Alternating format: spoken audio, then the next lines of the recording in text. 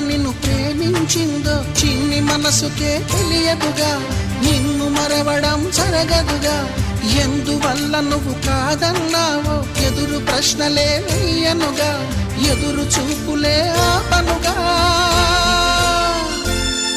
ఏనాటికో ఒకనాటికి నీ ప్రేమ సాధిస్తా. నిన్ను చూడాలని ఉన్నా, నిన్ను చూడాలని